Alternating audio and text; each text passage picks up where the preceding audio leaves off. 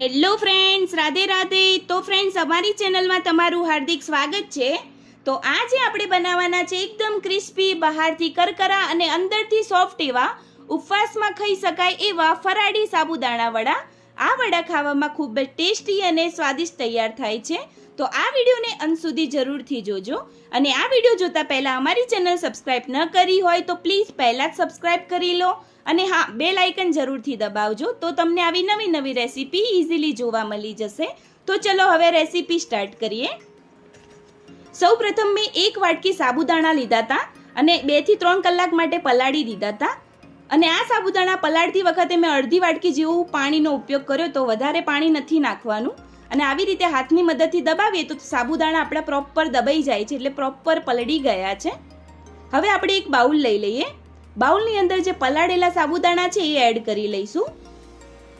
હવે 1 વાટકી સાબુદાણાની સાથે મેં 2 મીડિયમ સાઇઝના બોઇલ કરેલા બટાકા લીધા છે.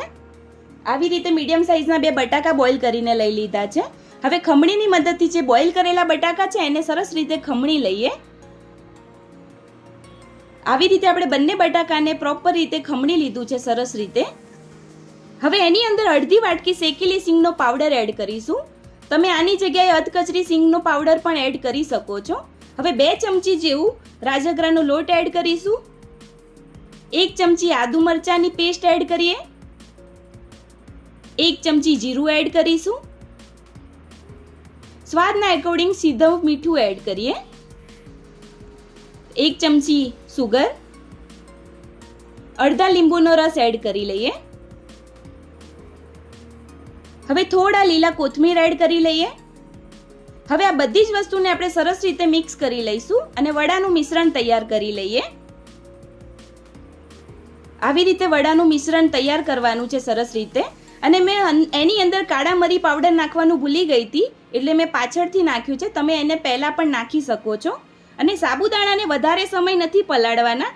જો વધારે સમય પલાળીશું તો સાબુદાણાનું તેલ એબ્ઝોર્બ કરી લેશે, તો આપણા જે વડા છે ઓઇલી લાગશે ખાવામાં, એટલે એનું ખાસ ધ્યાન રાખીશું. હવે જે આપણું મિશ્રણ છે તૈયાર થઈ ગયું છે.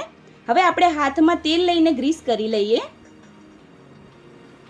જેથી જે મિશ્રણ છે હાથમાં ચોંટી ના જાય. હવે નાની નાની સાઈઝના આપણે વડાનો શેપ આપી દેવાનો છે, રાઉન્ડ.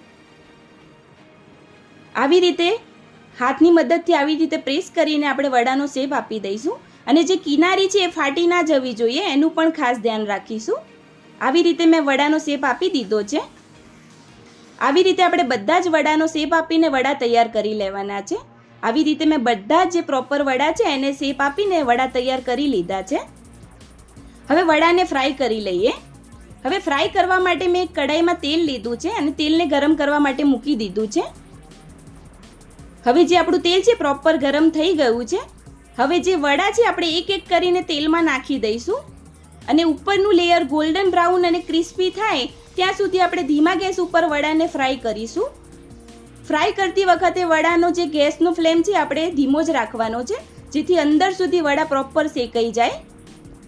હવે જે આપણા વડા છે બંને સાઈડથી ગોલ્ડન બ્રાઉન થઈ ગયા છે અને ક્રિસ્પી થઈ ગયા છે. હવે આપણે વડાને બહાર કાઢી લઈશું. આવી રીતે આપણે બધા જે વડા છે એને આવી રીતે ગોલ્ડન બ્રાઉન થાય ત્યાં સુધી ફ્રાય કરવાના છે. આવી રીતે મેં બધા જ વડા સરસ રીતે ફ્રાય કરી દીધા છે. હવે વડાને હાથમાં લઈને ચમચીની મદદથી ચેક કરીએ તો જે વડાનું ઉપરનું જે લેયર છે એકદમ ક્રિસ્પી તૈયાર થયું છે, તમે જોઈ શકો છો. અંદરથી પોચા અને ઉપરથી ક્રિસ્પી તૈયાર થયા છે. હવે આપણે એક પ્લેટ લઈ લઈએ. પ્લેટની અંદર ગરમા ગરમ ફરાળી સાબુદાણા વડાને સર્વ કરીશું. આ વડા તમે 11 શ્રાવણ મહિનાના સોમવાર અથવા તો કોઈ પણ ઉપવાસમાં ખાઈ શકો છો. અને આ વડા ખાવામાં ઉપરથી ક્રિસ્પી, અંદરથી સોફ્ટ એવા તૈયાર થાય છે. અને આ વડાને તમે દહીં અથવા ગ્રીન ચટણી સાથે પણ ખાઈ શકો છો. તો તમે પણ આ ટીપ સાથે જરૂરથી એકવાર આ ફરાળી સાબુદાણા વડાની રેસીપી ટ્રાય કરજો. ખૂબ જ સ્વાદિષ્ટ અને ટેસ્ટી તૈયાર થાય છે. તો મિત્રો, તૈયાર છે ઉપવાસમાં ખવાય એવા ફરાળી ગરમા ગરમ સાબુદાણા વડા. તો તમને આ ફરાળી વડાની રેસીપી કેવી લાગી એ વિડીયો કમેન્ટ કરજો.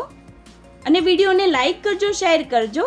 અને અમારી ચેનલ સબસ્ક્રાઈબ કરવાનું ના ભૂલતા. હવે ફરી મળીશું આવી નવી રેસીપી ટિપ્સ સાથે. રાધે રાધે.